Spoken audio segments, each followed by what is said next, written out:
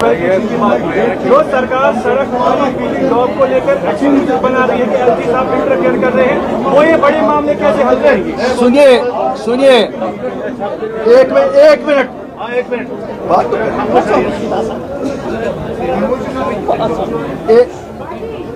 ہم چھٹی ہی نہیں ڈیمانڈ کرتے ہیں. 13 جولائی ویسے ہی اتوار ہے، ہم چھٹی نہیں، ہم کہتے ہیں سرکاری فنکشن کے طور پر منائیے اس کو. آپ نہیں منانا چاہتے ہیں، ہم منانا چاہتے ہیں، ہمیں اجازت دی جائے. ہم نے اجازت کے لیے اپلائی کیا ہے، میں آپ کو ابھی شیئر کروں گا درخواست جو دی ہے. ہمیں اجازت دیجیے، ہم فاتحہ خوانی کریں گے، باضابطہ فنکشن کریں گے. ہم ان شہیدوں کو خراج عقیدت ادا کرنے چاہتے ہیں جن کی وجہ سے ہم آج یہاں ہیں. اور جہاں تک بات رہی اسٹیٹ ہوڈ کی، یہ کوئی نئی ڈیمانڈ نہیں ہے. 8 اگست 2020 کو آپ میں سے کافی لوگ اس دن بھی تھے. ہم نے تب بھی کہا 3 کور ایجنڈا اپنی پارٹی کے ہیں. 1 زمینوں کا تحفظ، نمبر 2 نوکریوں کا تحفظ، نمبر 3 اسٹیٹ ہوڈ، نمبر 4 تھا اس وقت اکنامک ایکٹیویٹی جو ختم ہوئی تھی، ڈیموگرافک چینجز نہ ہو، چینج کو روکنا، اور جو یہ تھا جیلوں میں اس وقت لوگ تھے وہ سب ختم ہو جائے. صاحب جابس نہیں ہے، پکڑ دکڑ جاری ہے، پانی نہیں ہے، بجلی نہیں ہے، اس کے ساتھ جو انویسٹ پاور وہ کہیں نہیں ہے.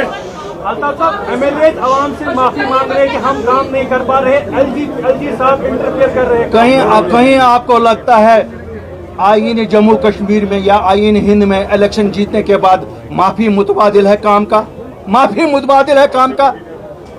مجھے تو شرم آتی ہے یہ کہتے ہوئے. کیا میں بھی کبھی ایم ایل اے تھا؟ عوام سے ووٹ مانگیں گے اور پھر جواب معافی دیں گے کہ ہم ان کے کام کریں گے؟ یہ کہ ہم کسی ناٹک کمپنی میں کام کر رہے ہیں؟ ہم عوام کے دربار میں گئے تھے، عوام سے ہم نے مینڈیٹ لیا، عوام نے ان کو مینڈیٹ دیا، تبھی تو ہم سب نے تسلیم کیا. صاحب آپ نے بولا اگر سرکار کام نہیں کرے گی تو ہم ان کا گراؤ کریں گے. میں نے 2 مہینے کا ٹائم دیا کہ جو یہ وکٹمائزیشن ہو رہی ہے، جو دوسری جماعتوں کو جنہوں نے ووٹ دیا ہے، کیوں 24% ووٹ ٹوٹل اس جماعت کو ملے جو حکومت میں ہے، 76% ووٹ ان کے خلاف ہوا. اور یہ بیک ڈور سے پنچایتوں پہ قبضہ کر کے، میونسپلٹیوں کا الیکشن نہ کر کے قبضہ جما رہے ہیں 100% ووٹ پہ. وہ کیسے ہوگا؟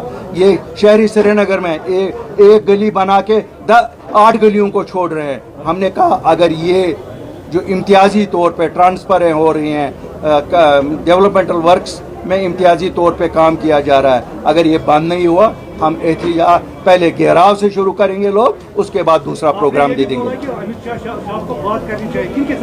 امت شاہ صاحب نے خود بولا جب وہ یہاں آئے کہ میں جموں کشمیر کے لوگوں سے، نوجوانوں سے، بزرگوں سے بات کروں گا. ہم اس کو انہی کا وعدہ یاد دلاتے ہیں. اب تو سب ہم ہندوستان ہی ہندوستان کہتے ہیں، ہمیں سے تو کوئی پاکستان نہیں کہتا ہے. اب تو پاکستان کہنے والے بھی ہندوستان کہتے ہیں. تو بات کرو نا، یہ تو سب آپ کے لوگ ہیں، اپنے لوگ ہیں، ہندوستانی ہیں.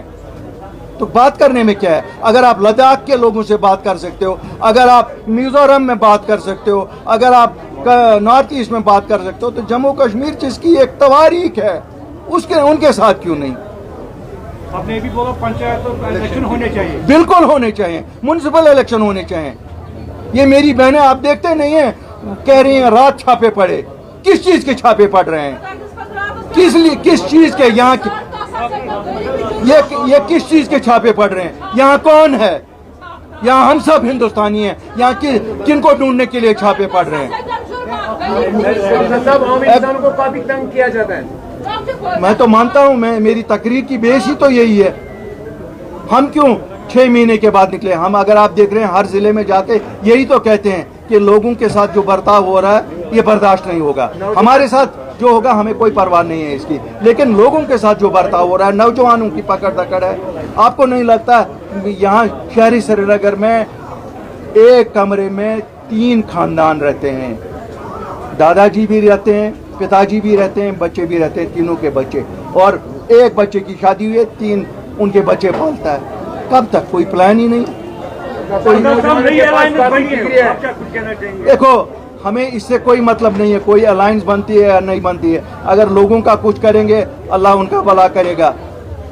ہمیں کیا اسے لینا دینا ہے؟ میں تو اپنی جماعت کے بارے میں کہوں گا، ہمارے نقوش پورے جموں کشمیر میں पूरे जम्मू कश्मीर के 20 ज़िला में और हम अपनी इकाइयों को मजबूत कर रहे हैं। जैसे आप देख रहे हैं आए दिन आज ज्वाइनिंग्स हो रही है। ज्वाइनिंग इसीलिए हो रही है कि हम कोशिश कर रहे हैं अपनी इकाइयों को मजबूत करने की। तो सर मेरे दो सवाल हैं, एक तो आपने एमओ कैडर को कैंसिल करने को कहा और दूसरा ये कि स्टेट में जो ताख़ीर हो रही है, हमने देखा जैसे ही हुकूमत बनी तो चीफ मिनिस्टर दिल्ली भी गए, उनने शॉल वगैरह भी डाले, लेकिन आज तक उसका कोई हल नहीं निकला। तो आप समझते हैं कि वो futile exercise देखिए मेरे भाइयों, मैं एक चीज़ आपको बताऊं, मैं किसी चीज़ को फ्यूटाइल एक्सरसाइज नहीं मानता हूं। अल्ताफ बुखारी और उसके 38 साथी कोई इलेक्शन नहीं जीते थे जब 15 मार्च 2020 को दिल्ली गए। कोई इलेक्शन तो नहीं जीता था ना। हवा हमारे खिलाफ थी। मुझे लगता है आप में से 90% शायद ये अंदर से सोचते थे यहाँ से घुस पियोन वशत या दिल्ली का साथ, क्यों यहाँ यही हुआ ना, लोगों के साथ जो दिल्ली गया गद्दारी की। लेकिन हमारे पास इख्तियार नहीं था। पहला 10 मिनट में जब प्राइम मिनिस्टर को मिला, 10 मिनट में पहला स्टेटमेंट किया, हम कोई डेमोग्राफिक चेंज जम्मू कश्मीर की नहीं करेंगे। मीटिंग खत्म हुई, दूसरे दिन जब होम मिनिस्टर को मिला, ऐलानिया हुआ कि हम ज़मीनों का तहफ़्फ़ुज़ और नौकरियों का तहफ़्फ़ुज़ देंगे। हमने वहीं नहीं छोड़ा, हालांकि कोविड ऐलान हो चुका था, सब कुछ बंद हो चुका था।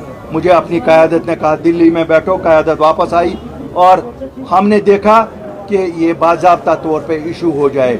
एक बाज़ाब्ता नोटिफिकेशन इशू हुई 1 अप्रैल 2020 को, जिसमें जम्मू कश्मीर की 95% ज़मीनें जम्मू कश्मीर के लोगों के दरमियानी खरीदो फरोख्त होगी, 5% इंडस्ट्री के लिए, जो पहले शेख मोहम्मद अब्दुल्ला लीज